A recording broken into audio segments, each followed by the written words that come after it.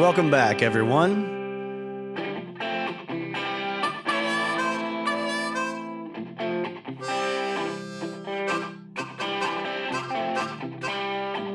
Welcome back to what I have chosen to call a history of rock and roll in film and rock and roll.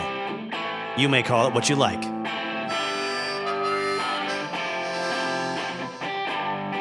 Want to say thanks to everybody for coming back. If you're back, and if you're here for the first time, welcome. I hope that you're not too perturbed if you're a fan of the Chuck Berry episode I just did, where I told everyone that the next episode was also going to be about Chuck Berry.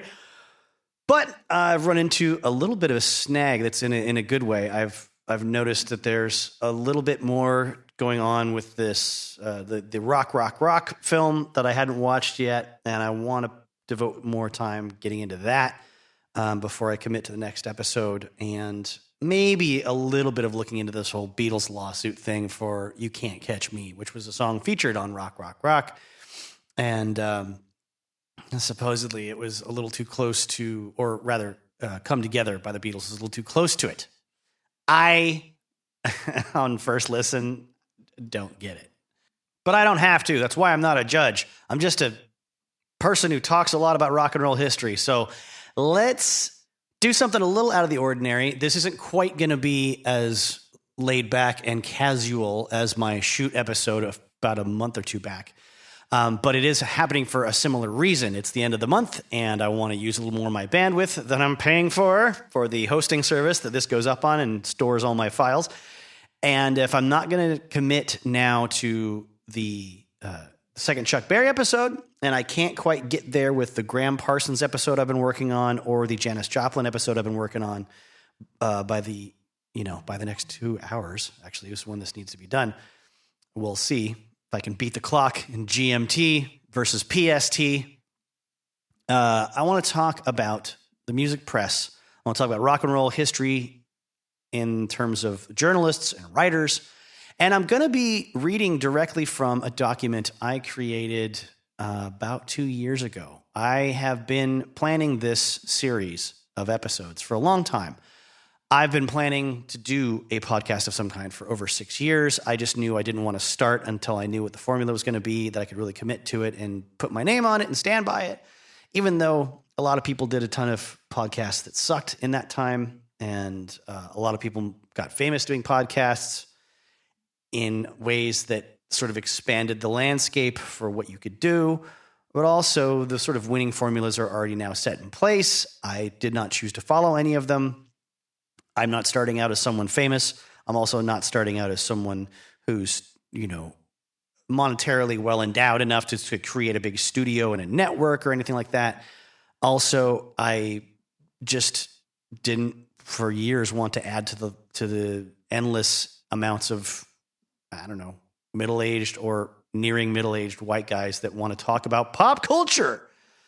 I don't think anyone needs that. I think if you do, you don't have enough friends to talk with that about, but people seem to be under the impression that it is incredibly valuable to have more geek opinions and nerd opinions about who's playing who in a Star Wars movie or a Batman movie or what the hell ever. I don't get it. I will, whatever. Let's not go too deep into that. I don't want to crap on other people's stuff. I'm just saying it's hard to do it in an original way that's entertaining. And for myself, podcasts that were entertaining were always people I was already aware of their body of work, mostly comedians who are very clever, interviewing their friends who are also very clever, or just spouting off their own thoughts that were very clever and entertaining. Or maybe it's someone else who's already famous and there's something worth listening to when it comes to what they talk about, or someone in a highly specialized sort of field like history when it comes to Dan Carlin, or the podcast, or Hollywood history in terms of the podcast You Must Remember This.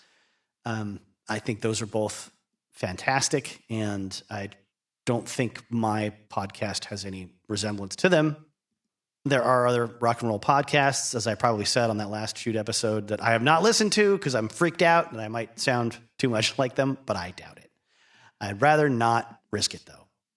As I was saying, 2 years ago, I wrote up this little piece on rock and roll journalists and writers.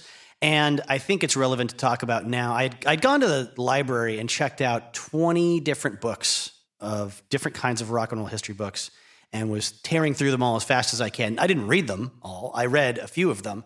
I saved some others for later in my search online. And others I just flipped through and realized I was going to be angry if I read them. I thought they sucked for one reason or another, and they bummed me out, so I put them back on the library shelf. What's interesting about this to me is that now 2 years later, I've read and purchased so many other books, watched so many documentaries and so many rock and roll films, all to fuel these episodes, that it is kind of funny to look back to where my head was 2 years ago and have all these thoughts saved from that time. So I think what I'll start with is just reading it straight out and then go into a few other things I wanted to communicate with this episode. I knew for a long time I was going to do a journalist or writer-centric episode. And I want to start it by reading a piece of some of my favorite writing ever. Has nothing to do with music at all. It's by Raymond Chandler, and it's from the book The Simple Art of Murder, and actually the essay entitled The Simple Art of Murder, which is the sort of first chapter of that book, a collection of different writings of his. And I'm going to basically ask you to replace the phrase detective story in your mind as I read it with rock biography, rock and roll journalism, whatever applies. Rock writing, music writing, any of those terms, a catch-all term for all of that.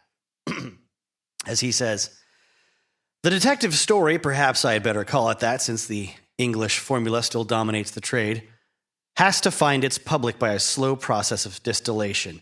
That it does this and holds on thereafter with such tenacity is a fact. The reasons for it are a study for more patient minds than mine. Nor is it any part of my thesis to maintain that it is vital and significant form of art. That it is a vital and significant form of art. There are no vital and significant forms of art. There is only art, and precious little of that. The growth of populations has in no way increased the amount.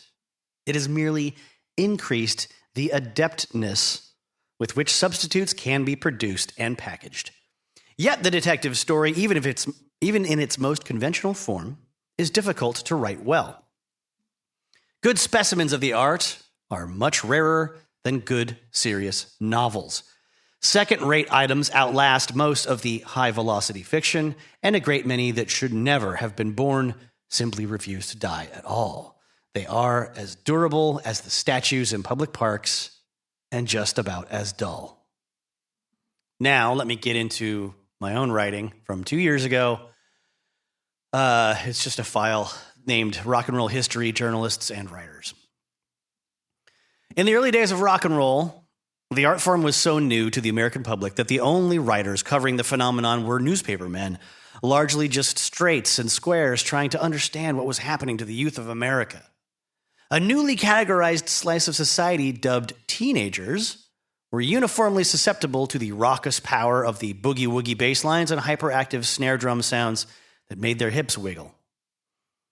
Newspapers covered events that came through their town, courtesy of Dick Clark or Alan Freed, and other packaged tours. Not to mention theater appearances by artists popular enough to tour on their own bill, like Jerry Lee Lewis or Little Richard. Artists such as Elvis had to play state fairs or large community stages. When these events took place, local journalists inevitably would want to document the trepidation felt by a local church and parent groups before the arrival of rock and roll to their little hamlet.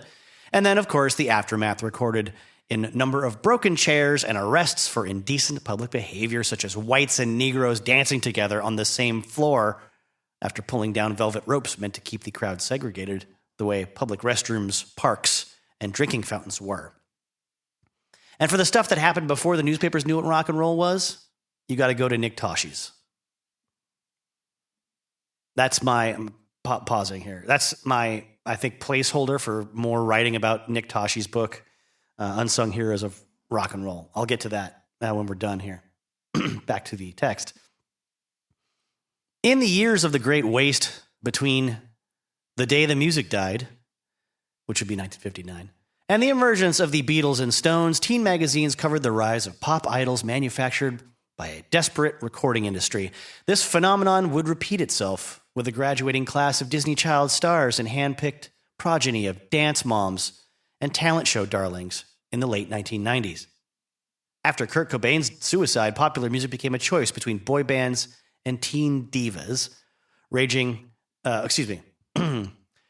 a choice between boy bands and teen divas, raging, I'm gonna smash up my bedroom aggro baggy pants cave metal, or pop country party anthems and hip-hop manufactured machismo. When England started firing shots back at America with a new crop of R&B and blues-influenced guitar groups, adding their own European folk influence to the melodies and phrasing of lyrics and guitar strums, the rock press was ready to flourish and become the monster that would give us a glimpse of the coming nightmare to be named blogosphere. Pause for a second. I have often lamented that not just the blogosphere, but social media and in all of its forms and YouTube, etc., video platforms, have elevated the worst parts of our society. Everyone that didn't deserve to have a voice gets to be louder than everybody. That sounds mean-spirited of me, and I apologize if it does. But people without qualification, people that spread misinformation, people with agendas that are inherently evil get to have just as much power as some, learned professor of something that has no skills when it comes to video marketing or doesn't have the money for their own online video network or news network of some kind. But that is a rant for another day, another time. Back to the text. Throughout the 60s, 70s, and 80s, music magazines specialized in making careers and attempting to destroy others. The one that lasted the longest through its ability to change the most was, of course, Rolling Stone magazine. I have some thoughts. This is me narrating again, not reading, about the history of Rolling Stone that I'm probably going to tack on to the end of this episode, depending on how long we go. I watched a 2-disc documentary they themselves put out, and it was very, very boorish, tiresome for the most part. Back to the text. You can't begin to understand how vast the gap between rock musician and interviewer was, even as late as the 60s and early 70s. They really approached musicians as if they were wild beasts and asked them the most dim-witted questions simply because they knew their audience could not fathom the rock performer's brain chemistry. You see this in footage of Mike Nesmith being auditioned for the Monkees TV program about a non-existent band. He's asked why he plays music or why he's a musician or why he calls himself a musician. I couldn't remember exactly how they phrased it. Like, why do you call yourself a musician? Why did you, why are you a musician? I think was the bent of their sort of interview question for the job. And his response was, why do you call that a light? As he points to the table lamp next to him. Ray Manzarek of The Doors, interviewed in the back of a car, is asked point blank, do you want people to like you? His response is just that he wants people to listen to the music and be open to new ideas. There's also a press conference with Led Zeppelin around 1973 or 74 where they point blank ask Robert Plant and Jimmy Page what makes them any different from a band like the Beatles. And they laugh, and then they realize that the question was serious, and they start talking about their music. Press people only knew stars at this point, not artists in this entertainment sort of sector. Artists sold paintings to rich weirdos in New York City, and all the good ones died centuries ago as far as the public was concerned. But Warhol was doing what he could do to change that perception. And of course, he loved the Doors. And of course, Velvet Underground was his whole thing.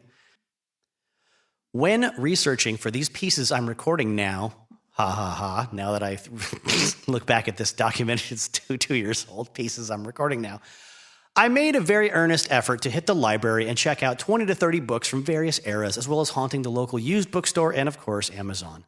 Up until this point in my 4 decades on the planet, I'd only read books written specifically about bands I cared about and the years and years worth of guitar magazines that I'd collected. I was shocked to find a huge disparity in the quality of historical accounts I was now reading.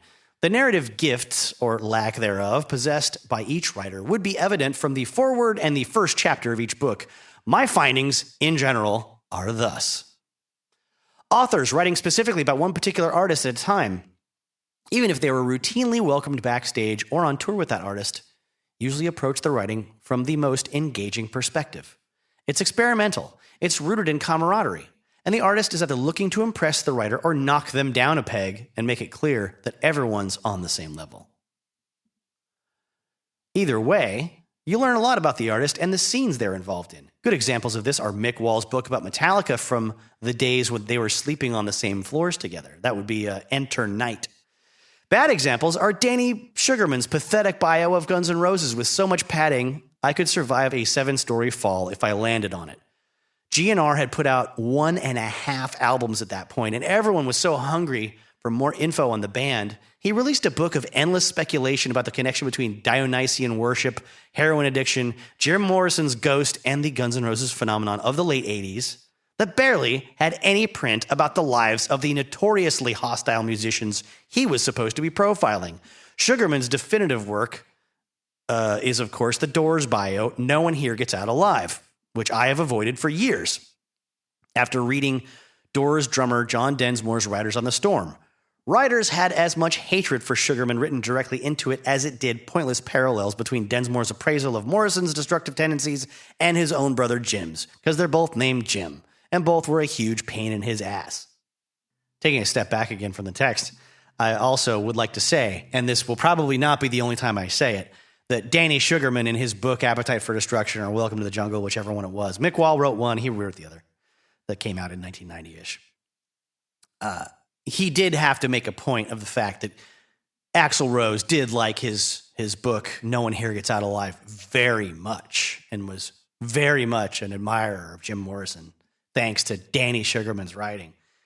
Danny was their tour manager at a time when apparently you could be like an 18-year-old kid or whatever the hell he was at the time and be a road manager for a band that's successful. I don't have any barbs to throw at him as a person or his character. It's just that my impression of him as a writer is only informed by that crappy Guns N' Roses book and John Densmore's really poor opinion of Danny Sugarman's book. All right. But it was a groundbreaker for music bios. And I think it did a lot to elevate the presence of Jim Morrison and create the sort of cult of Jim Morrison, I think, in the 80s. Back to the text. Authors that were, quote, music journalists, unquote, on the payroll of a magazine or trade are less fun to read and less informative. These miserable bastards are usually broke for the early years of their career and write out of desperation to make a name for themselves. Taking a more extreme viewpoint on an artist, i.e., the only band you should care about this year, or every album after the first album is shite, would yield more attention for them in the next month's letters section of the magazine they wrote for. These are people whose guiding star is the old quote from Oscar Wilde, as masterfully portrayed by Terry Jones of Monty Python. The only thing worse than being talked about is not being talked about. They want to put on the image of someone deeply embedded in the local scene and protecting the plebes, or plebs, I don't know how you pronounce it properly, no one ever says it, from the phonies and fakes they're too stupid to see through. But they aren't war journalists. They aren't Hunter S. Thompson writing with the Hells Angels. They're mostly guys with bags of drugs that are annoying to rock stars.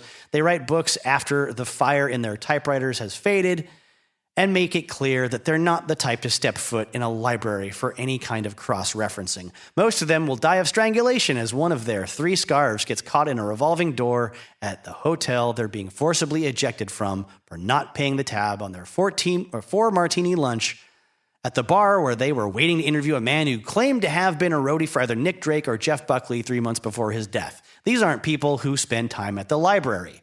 The level of self-importance cannot be overestimated with subtitles containing phrasing like war stories, legendary critic, or literature as rock and roll, and first published work by living female music critic, which contains writing about Kanye West, a man who is written about incessantly on social media by nearly everyone who is aware of his existence.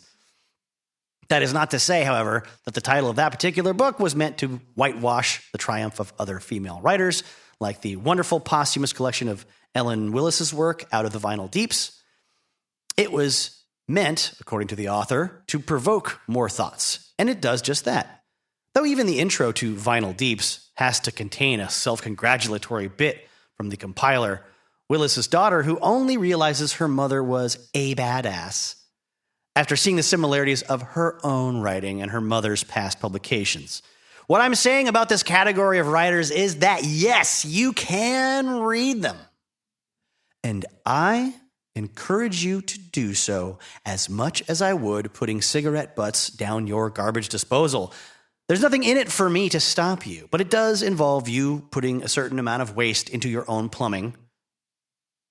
Brain, in parentheses. I guess I thought that was pretty clever. And there's no guarantee it will all get flushed out. Those who can't do, teach. And if you can't teach, well.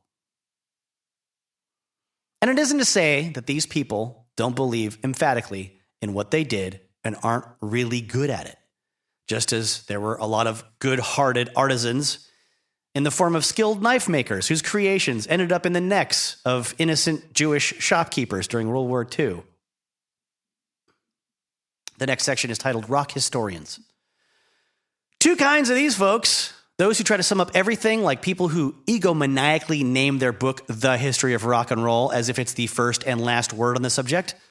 Parentheses, not surprisingly, a former Rolling Stone writer who previously wrote Rock of Ages, or a third of it, end parentheses.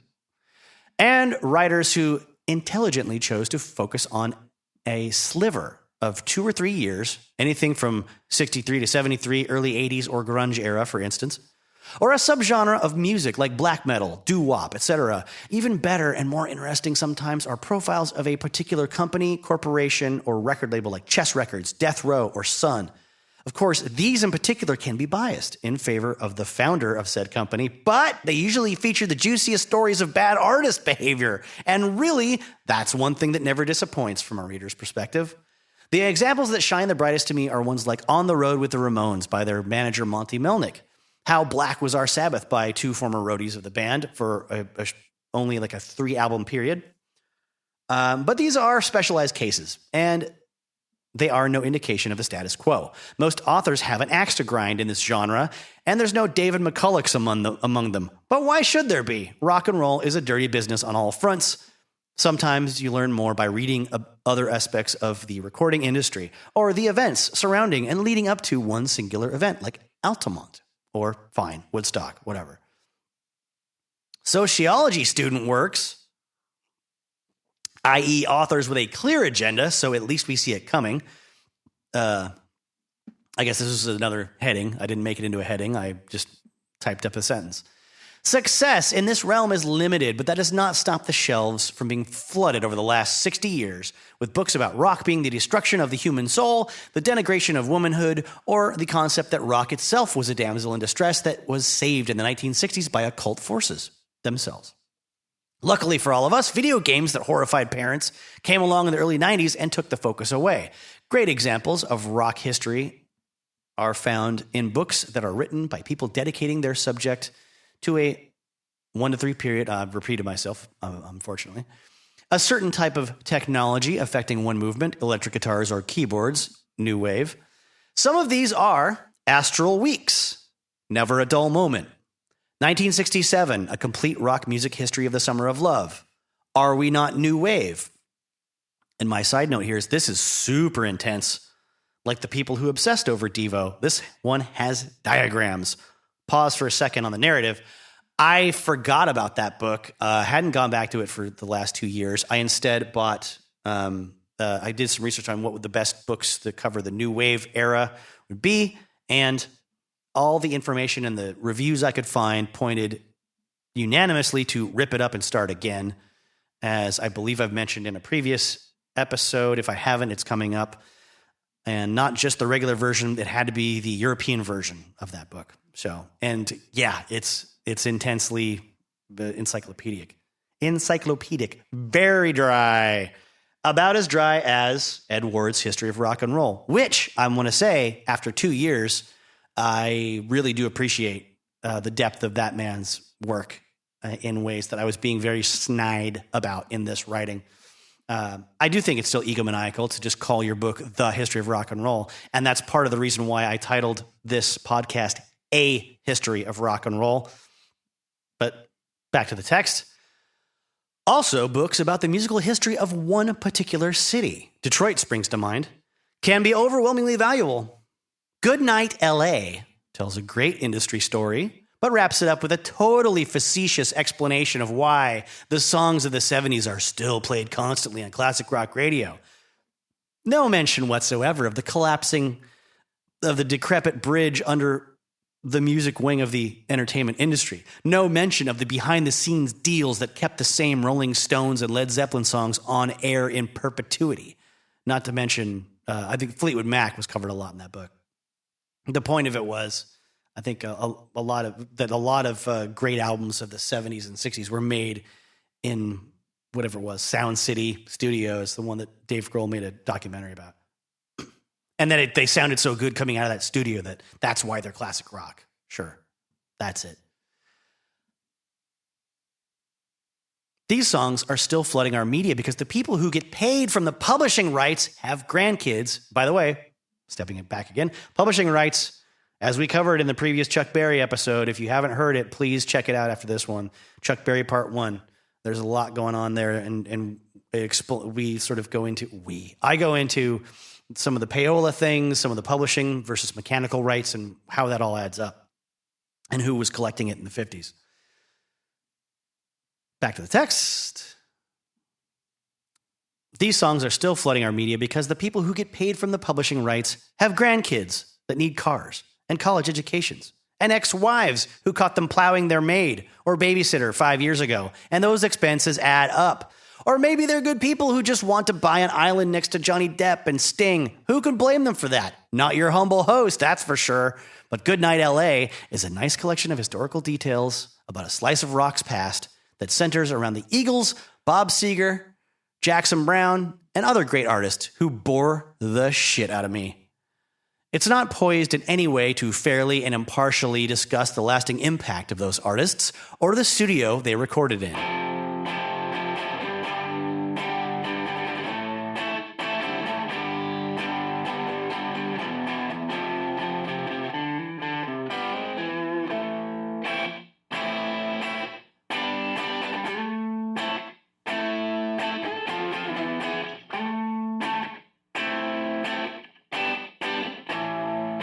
There's one book about how the occult saved rock and roll.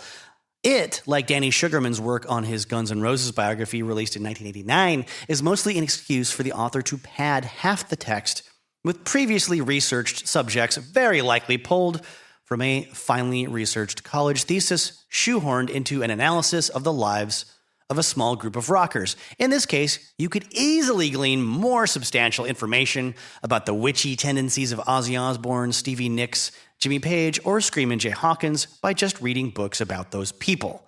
In this way, a book like Danny Sugarman's, with its constant attempts to be a treatise on the state of American heroin use and an analysis of Dionysian worship rituals, fails to teach you as much about the artist he's profiling as Are You Hungry Tonight? An exploration of Elvis Presley's favorite recipes for fried chicken, fried peanut butter, and banana popkins, and so on. Though there are variations in the amounts of paprika, salt, and pepper that clash with the measurements laid out in Fit for a King, an Elvis Presley cookbook. The occult did nothing to save rock and roll. It's an abstract grouping of concepts that relate to a possible connection to forces beyond our understanding. Like karma, that idea that boring people constantly use to make themselves feel better about their lack of control over what other people do. Another bullshit made-up word people cling to like a teddy bear at night. Fear of the occult gave rock and roll a strange kind of naughty appeal in the times when suburban parents and church groups in America could band together to raise an outcry about it. The idea that KISS stood for Knights in Satan's Service and all that. There were serious books published about this. I read one in a local library as a 14-year-old. It talked very sanctimoniously about how many references to pagan images and personas in Led Zeppelin songs were specifically placed there to lure your unknowingly innocent teenager away from church and school and love of country and into the arms of Satan. The cameraman who suddenly found himself unwillingly chosen to document R. Bud Dwyer's final moments was more prepared to process what he was experiencing than my teenage self was, reading something as lazy and self-indulgent as most of the materials written by wannabe tastemakers in the cutthroat world of rock journalism. There are passages written by Hunter S. Thompson that are more rock and roll than the entire life's work of some of these people. So we'll get deeper into him in a future episode. A lot of this stuff is plagued by lazy writing, like when an ATF agent in a crime TV show gets punched in the crotch by a sitting prisoner because their character stood closer to the unhandcuffed perp than their training could allow in any situation. I think this is what Christopher Hitchens felt when he realized he was writing God is Not Great. This is where my writing trails off. It just devolved into that last little bit. Like I was running out of idea. I was running out of steam, obviously, and I didn't have any way to wrap it. I figured I was going to come back and wrap this up at some point, but I just left it and forgot about it and started getting on with some other research. Because the next thing that I wrote in this document is, by the way, Girlfriend by Matthew Sweet is a great rock and roll song. Which I've known since I was 17 years old and I first heard Girlfriend by Matthew Sweet. So I don't know why I typed it there. The next sentence is, don't forget that bit about squids or octopus being used for 1/3 of their ink before being released. All right. Don't forget, Jay.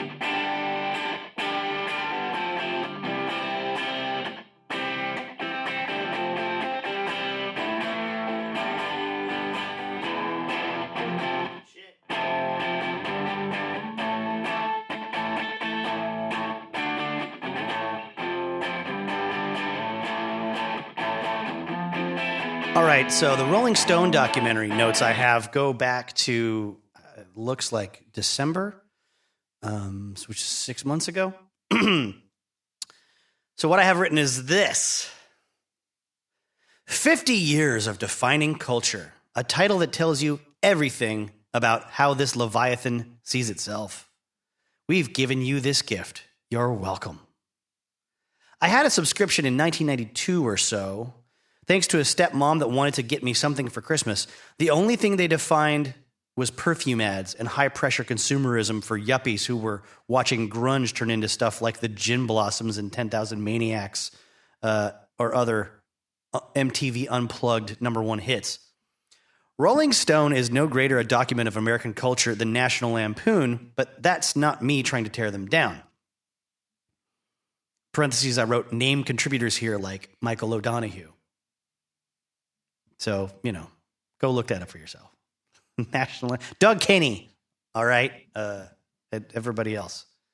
Barb just died this last year. Anyway, back to the text. Her name might even be Barb. That'd be terrible if I got her name wrong. Let's see.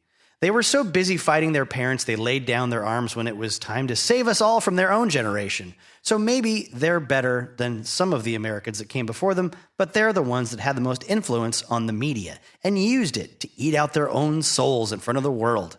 Their foolish belief in belief itself sent them sprawling from Judeo-Christian values to crystals and self-help, to then fall at the feet of cable news and conspiracy theorists, and the fervent belief that politicians that shared time at each other's weddings were now waging battles for the souls of unborn babies and other imaginary creatures in the name of patriotism, instead of making all their business associates richer and richer, with every dead American soldier lost in the Mideast and Afghanistan to preserving our drug trade and our weapons trade, racking up more debts with cheap credit and leaving future generations in the fallout? I misspelled something, FLLOUT. Teaching their children that the enemy was not American capitalism and a weapons-based economy, but GMOs and nuclear power. Saviors of a segregated suburbia where real estate agents were instructed not to sell certain neighborhoods to certain races, all while crying, slavery ended in the 1800s, and their children would do the same and continue to. And in rock and roll, as in war, technology pushes victories more so than bravery. And unconcerned men make rash decisions in their authority that waste the lives of younger people fed into an endlessly hungry industry that destroys lives in waves of blood and powder-stained waste. Blood and powder? I guess gunpowder? I wrote this, as I said, 6 months ago. And I was just going off the dome here while I was watching Rolling Stone jerk itself off in front of me. Rolling Stone is like the Constitution. Great idea, made sense at the time, and worked for its time. But in the name of forever capitalism, it left itself open to ongoing perversions that benefited only a few instead of many. Unlike the Constitution, it was probably as much fun as it was stressful to be a part of the creation. It makes sense that instead of Mount Vernon or Washington, D.C., or wherever they started in San Francisco.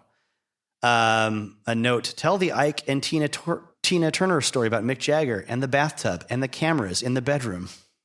Well, sorry, folks. I don't remember the specifics.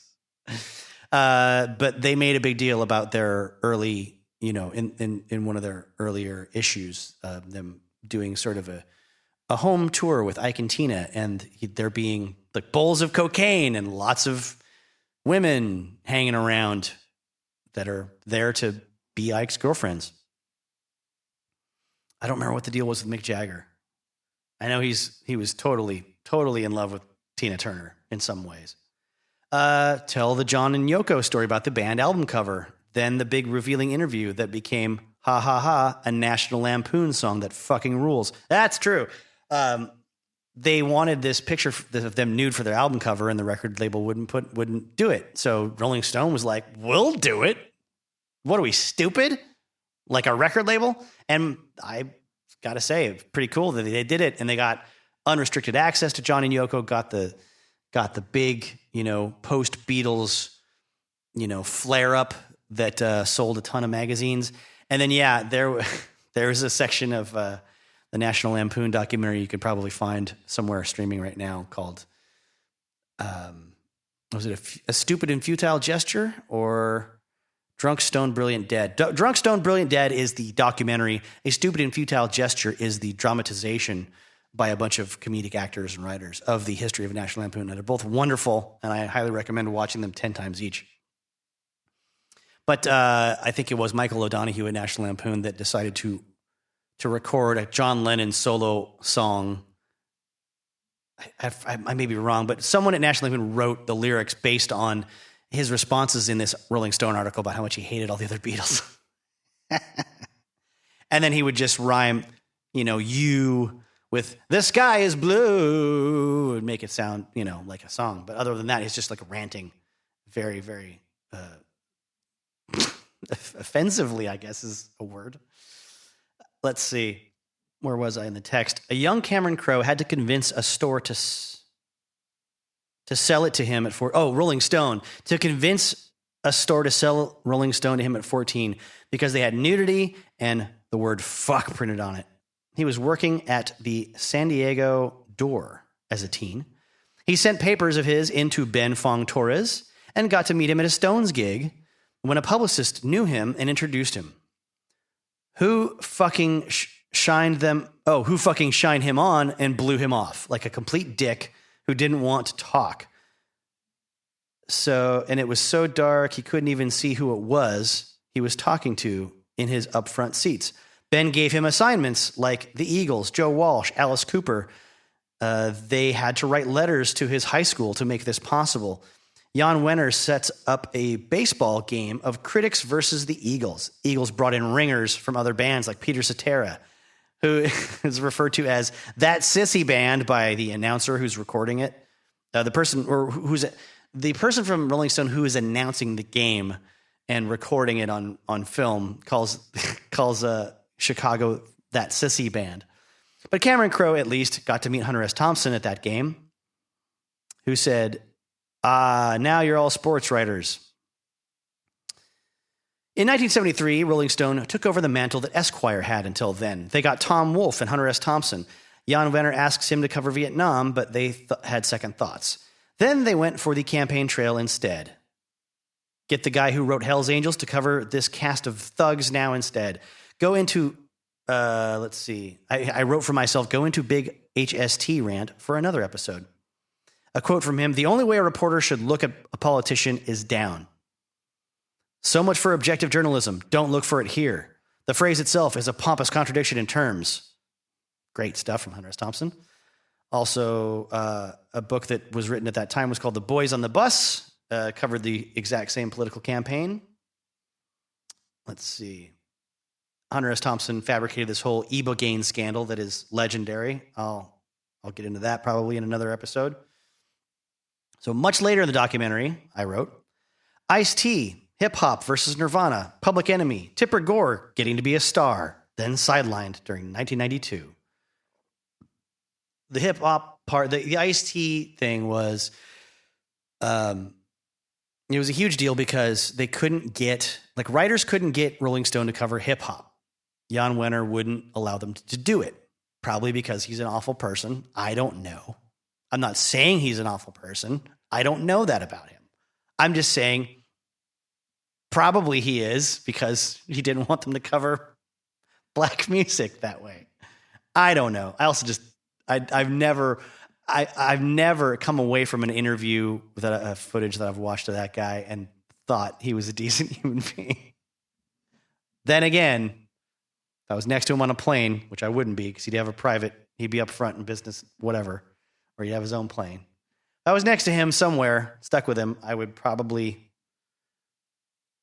kiss his ass and try to get stories out of him and pretend I always liked everything he did because I am a weasel and a turncoat and a liar. Let's see.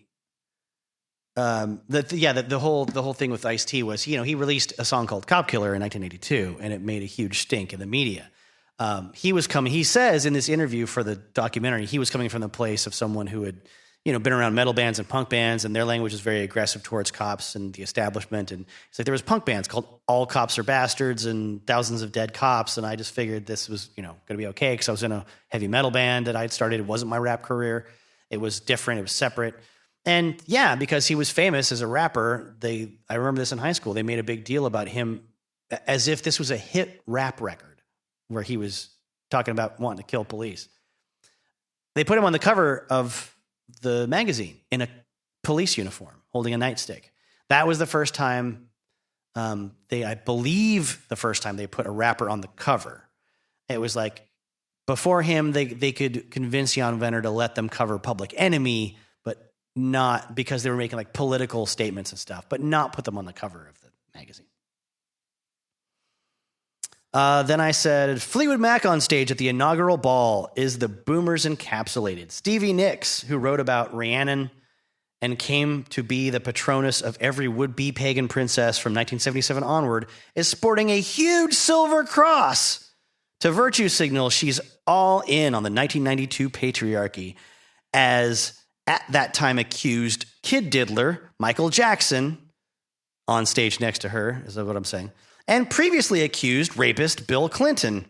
They're all on stage together in this scene from the documentary, singing Don't Stop Thinking About Tomorrow or whatever the hell they're doing. Let's see. Who would soon to be credibly accused, Bill Clinton, of more instances of rape, joined Fleetwood Mac on stage in a faux improvised moment of spontaneous solidarity, signaling the absolute death of any rebellious spirit of the 60s had left that wasn't safely locked away in the miserable black heart of Gil Scott-Heron and Hunter S. Thompson. Later, Clinton abandoning organized labor within months of his ascendancy. I guess that was just a quick note about Bill Clinton, going back on his campaign promises. There's a really good scene of Hunter S. Thompson and other writers for Rolling Stone getting to sit down and interview Bill Clinton after hours in some restaurant or some basement of a restaurant or supper club. And as soon as Hunter S. Thompson, gets the answer out of him that no, he will not push for the legalization of marijuana, he just bails. He's like, all right, you guys go to it, and goes and he sits in the corner by himself and lets everyone else get the pants charmed off them by Bill Clinton. I have a note in here about Peter Jennings, who in America, throughout the 80s, 70s, 80s, 90s, was one of the most trusted news, I guess, not reporter, but, host of a nightly news show. as well as a reporter, suggesting that Rolling Stone writers are guilty of hubris. And one of their writers saying, yes, that's a Greek word. Now, I myself first saw magazines with adult-themed materials and nude photographs of consenting women around the 1990s. At that time, I learned through those materials that Greek was a description of backdoor sex.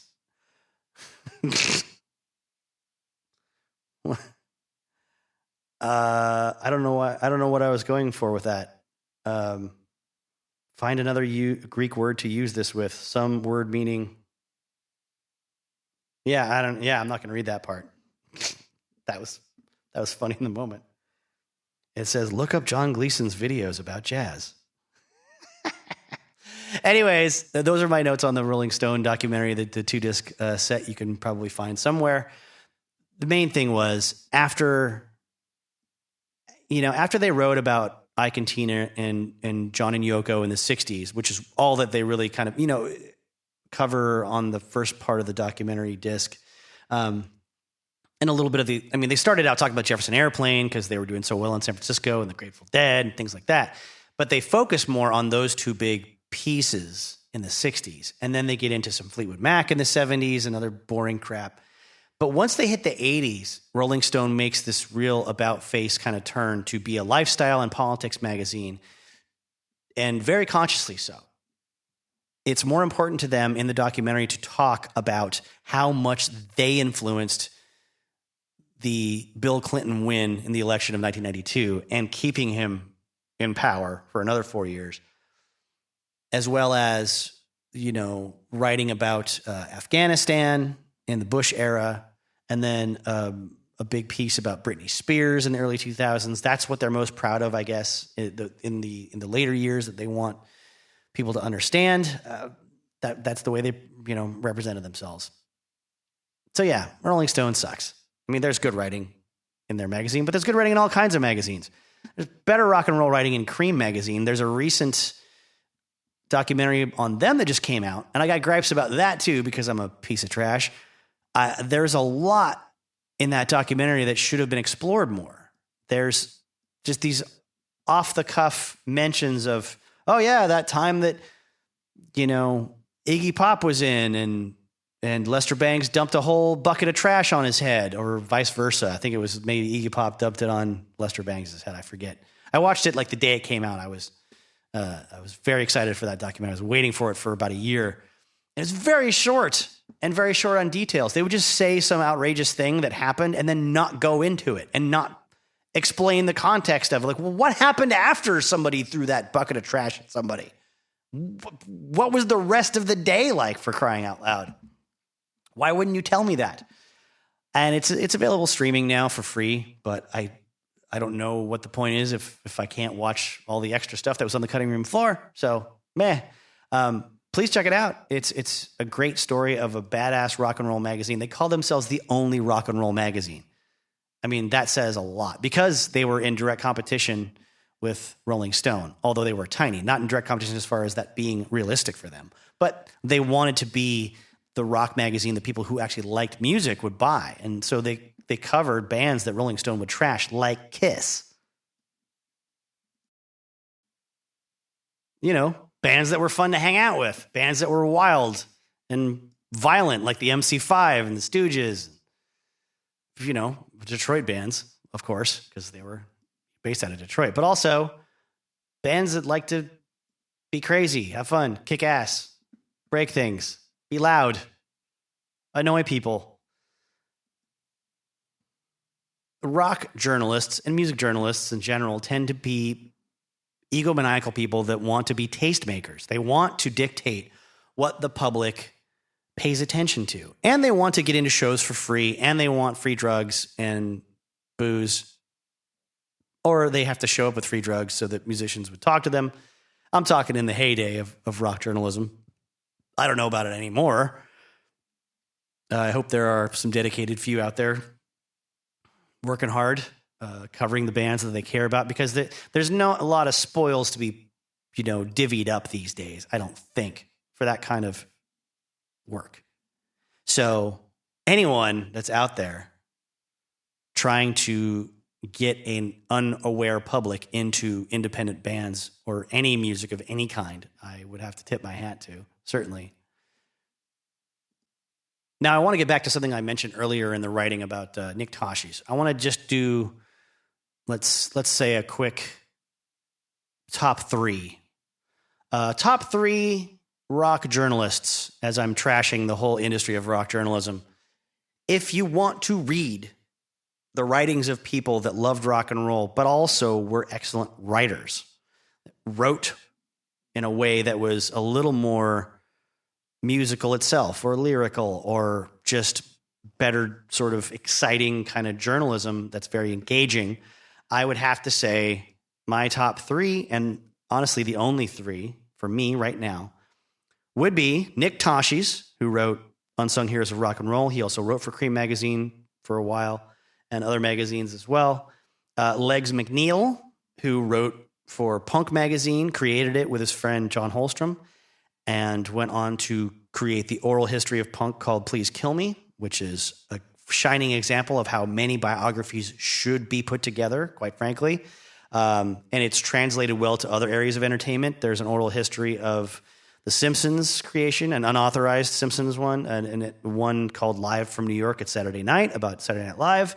It's an oral history. It's fascinating and really cool because you get other people's perspectives on the same exact events, and you're reminded of how differently things can be interpreted by eyewitnesses that were all there seeing supposedly the same thing. And then the third journalist, and probably the greatest, is Lester Bangs. He wrote for Cream Magazine. You're seeing a theme here. And in other rock magazines as well, but he really threw himself into the journalism. He was an amazing character. He was obnoxious and he was provocative, and he had a really great ongoing love-hate back and forth with Lou Reed that's fascinating to read about if you pick up the book Psychotic Reactions and Carburetor Dung. I don't think you will be disappointed. I also don't think you'd be disappointed if you like his writing after that to get his other collection, Main Lines, Blood Feasts, and something else. I forget the third part of the title, but it's about it's the later stuff that he did before he died. And so it's more 80s kind of new wave artists he's covering. And I initially thought, well, I'm not going to enjoy that as much because I don't think he was as excited as about that era after while the Clash was turning away from punk rock and into more danceable stuff. But I was wrong. I read through it, and just the writing was so good, I didn't even care who the artist was he was discussing. So if you're a rock nerd that loves words, if you're a word nerd and a rock nerd, a story nerd, a journalism nerd, please check those three writers out. Call in if you have your own suggestions for who should be in the top three. As far as books that I think are the best rock music biographies that I've ever read up to this point in my life, I would have to go with, now that I'm revisiting it for the first time since high school, John Densmore's Riders on the Storm. Holy smokes. Is that, aside from all the dead weight, sorry, all the dead weight about himself and his family that I don't care about, and his brother Jim, who I don't care about, the stuff about the band is fantastic. His attention to detail is great. The discussions of songwriting and jam sessions and the gigs they played and the recording sessions, it's very clear. It's very well organized and recollected. Very rewarding to go back to that book for the first time in decades for me. Then I would go to Peter Doggett's You Never Give Me Your Money, The Beatles After the Breakup. I read that last year for the first time, and I did it live in sections on social media. Everyone was locked down with the coronavirus, and I decided to just go start reading a book live for like an hour and a half at a time, a week at a time, until I finished the whole thing on video. I've got it all on video. I might find out a way to publish it on YouTube or something. Find out. I know how to publish it. I'm not, I might decide to risk it since it's copyrighted material. I don't know. But it's the whole chronicle. And I'm not even a Beatles nerd. It's a chronicle of right when things started going wrong with that band. The last couple of albums being recorded, the tensions arising between McCartney and everybody else for various reasons. Just how shitty they acted to each other. And then, like a married couple that needs to get a divorce, but instead decides to have a baby, they decide, as their band is dissolving and their dislike for each other is increasing, they would start a corporation called Apple and make it run by artistically minded people for artistically minded people. They were going to do something that hadn't been done, just have a business that's all about art in every aspect. Well, that didn't go well, as you might have guessed. And this book details all of it. And it does a good job of destroying a lot of, I don't know, a lot of BS about the Beatles breaking up. Was it Yoko's fault? Definitely not. And not entirely hers. But she's not guilty of anything except for being in love with John Lennon, except for one or two times where she did actively prevent Paul McCartney and John Lennon from hanging out and getting back together. She did do that on one or two occasions. It is documented. But everything else that was destroying the Beatles was destroying the Beatles. She didn't have to help with that. And the third book I'm recommending, and I hope you understand, I'm not recommending these because of the subject matter. It's just the way it's presented. The Riders on the Storm is one of the best autobiographies of a band, even though it's got a lot of filler. It's not bad. It's well-meaning filler. You can skip. The Peter Doggett book is a great summary of a transaction by transaction de-evolution of a band's relationship and what they did to each other in the public eye and then behind closed doors and then trying to do something else. You know, discussing them as business people almost gives you more insight into their character than discussing them as musicians, quite frankly. But the music is a big part of it too. It's not a business book. It's not too dry. It's a lot of fun to read.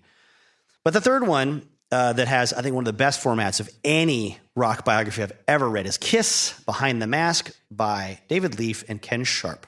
This is the official authorized biography. It came out after a couple of members of Kiss had already put out their autobiographies. Other people had tried to write about Kiss, before this, but not as effectively as this book wrapped up everything. The first half of the book is all written out of a 1979 interview with the band before they went off and did solo albums and then broke up the first initial version of Kiss. So everyone's getting along still, everyone's playing nice, and everyone is trying to appear as a cohesive unit. And, you know, the drug and alcohol rot hasn't set into anyone's brains. The vindictive sort of motivation for wanting to make your bandmates sound like a bad person hasn't set in yet. So it's a very sort of trustworthy account of that first 6 years of Kiss's career. And quite frankly, that's what I want to read when I read about Kiss.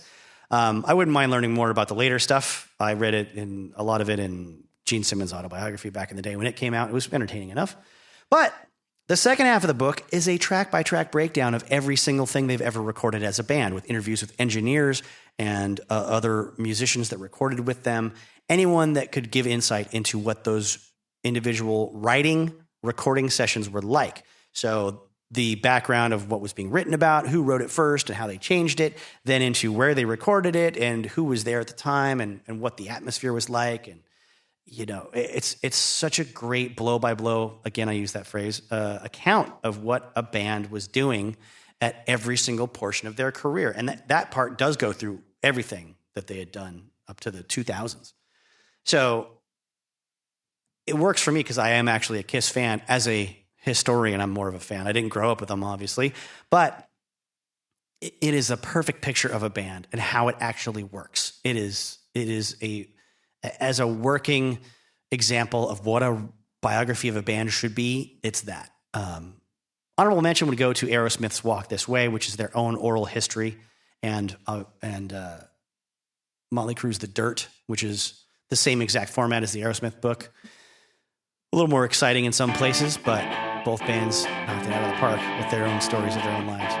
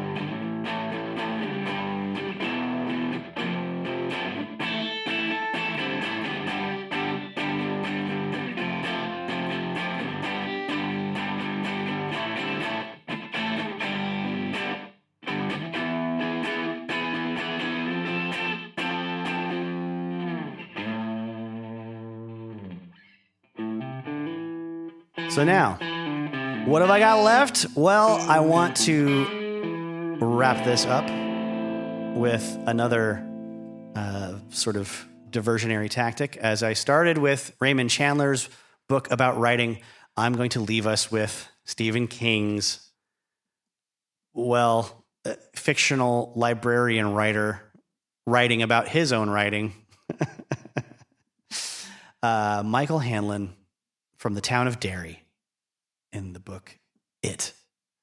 I really, really love his accounts of his attempts to write a history of this little town that he's from, and his interviews with other supposed historians, people he looks to be historians to help him out.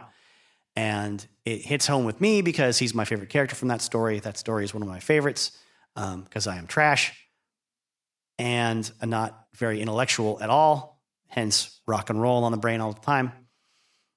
But I'm touched by Stephen King's own fake account of this would-be historian working as hard as he can against the current to unravel a mystery or to preserve the evil history of his own hometown and how it's destroyed so many people.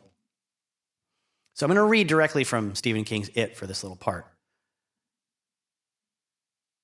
To know what a place is, I really do believe one has to know what it was. And if I had to name a day when all of this really started again for me, it would be the day in early spring of 1980 when I went to see Albert Carson, who died last summer at 91.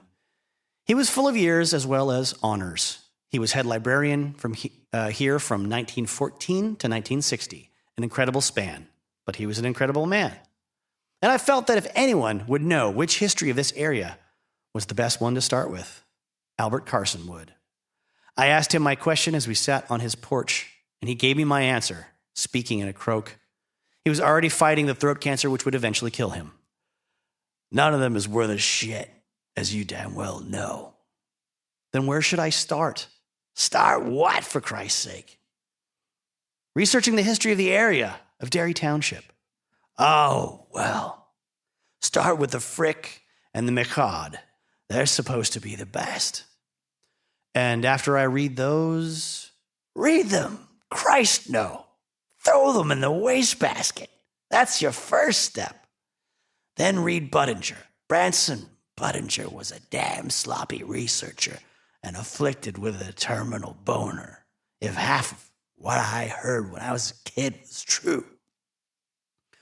But when it came to Derry, his heart was in the right place. He got most of the facts wrong, but he got them wrong with feeling, Hanlon. I laughed a little, and Carson grinned with his leathery lips, an expression of good humor that was actually a little frightening. In that instant, he looked like a vulture happily guarding a freshly killed animal, waiting for it to reach exactly the right stage of tasty decomposition before beginning to dine. When you finish with Budinger, read Ives.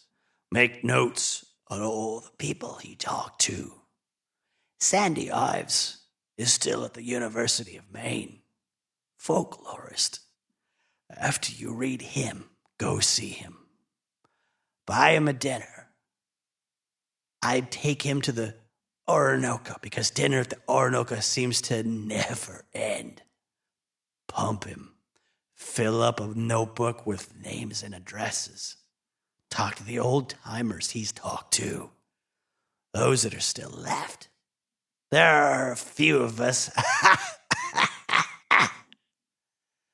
And get some more names from them. By then, you'll have all the place to stand you'll need if you're half as bright as I think you are. If you chase down enough people, you'll find out a few things that aren't in the histories, and you may find they disturb your sleep. Derry. What about it? Derry's not right, is it? Right? He asked in that whispery croak. What's right? What does that word mean? Is right pretty pictures of the Kentuskig at sunset? Kodachrome by so-and-so, f-stop such and such? If so, then Derry is right because there are pretty pictures of it by the score. is right? A damned committee of dry-boxed old virgins to save the governor's mansion or to put up a commemorative plaque in front of the standpipe? If that's right, then Derry's right as rain, because we've got more than our share of old kitty cats minding everybody's business. Is right that ugly plastic statue of Paul Bunyan in front of the city center? Oh, if I had a truck full of napalm and my old Zippo lighter, I'd take care of that fucking thing. I assure you. But if one's aesthetic is broad enough to include plastic statues, then Derry is right. The question is, what does right mean to you, Hanlon? Eh? More to the point, what does right not mean? I could only shake my head. He either knew or he didn't. He either would tell or he wouldn't. Do you mean the unpleasant stories you may hear or the ones you already know? There are always unpleasant stories. A town's history is like a rambling old mansion filled with rooms and cubbyholes and laundry chutes and garrets and all sorts of eccentric little hiding places, not to mention an occasional secret passage or two. If you go exploring Mansion Derry, you'll find all sorts of things. Yes, you may be sorry later, but you'll find them. And once a thing is found, it can't be unfound, can it? Some of the rooms are locked, but there are keys. There are keys. And if I haven't been heavy-handed enough with my language and my presentation in past episodes for you to guess where I'm going with this, it is very much the same way with the history of rock and roll. It is that kind of a town or a mansion with hidden passageways and strange little maneuvers. You can go through strange little trapdoors and things. It has been a lot of interesting fun putting together what little I've published so far in this series. It has been a real slog through some other elements of it, and it has been very daunting, and it has been degrading in some places because of what I was reading or hunting down or hearing. And the amount of misery that I've absorbed has not gone unnoticed, especially in this very strange last year of isolation for a lot of us. I say all this because I'm thankful you're here. I want you to know that I appreciate you listening, and I want you to know that I love rock and roll so much. I'd be doing this even if no one listened, because I don't know what else to do with this drive that I have to find out all these stories and track down all these histories. I want to share them with somebody. I'm glad you're here to listen to it. I'm glad it's something you value too, even if you don't like the way I do it. I'm just happy you're curious. If you do like the way I do it, feel free to click the link that there should be in a description to buy me a book or pants or coffee. It's just a donation. I'll